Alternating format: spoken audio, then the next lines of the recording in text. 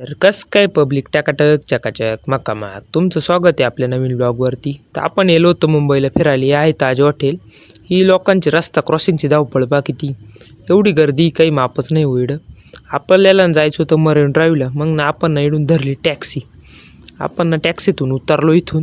इथं येऊन पाहतोय तर गेटवे ऑफ इंडियापेक्षा इकडे जास्तच गर्दी. एवढी गर्दी काही मापच नाही. आणि त्याच्यातनं काय होतं, संध्याकाळच्या टायमाला ना सगळे लोक सनसेट पाहायला आणि इथे येते, त्याच्यामुळं इथे जास्तच गर्दी करते. आणि सगळे लोक ना हे असे मस्तपैकी पायावर टाकून असे कडाला बसते हो. इकडून पाहिलं तरी आपण अशी जागा बिगा करून घेतली. म्हणलो नाही आपण लय दिवसातून आलो आहे, आपल्याला सनसेट पाहायचं म्हणलो, काय विषयच नाही. लोक जर पाहिले ना तुम्ही असे दाट बसले राहते, काही नादच नाही. मग काय झालं सनसेट, म्हणलं अरे लय जोरात काम झालं, योगायोग झाले. म्हणलं आपण इतका टायमिंग आलो, काही मापच नाही. मुंबईला आलो वडापाव नाही खाला असं कुठं झालंय काय? मग काय मस्तपैकी वडापाव बिडापाव खाली हे आपल्याला जायचं होतं परत घरी. हे रात्री चालू आपण CSMT वर, तर असं खतरनाक दिसत होतं लाईटिंग मीटिंग. मग काय निघालो ट्रेन बिनमध्ये बसलो. ट्रेन अशी जाग्यावर पिकअप घेते हो, काही नादच नाही करायचं. वरून आपण ना मस्त कॅब बुक केली.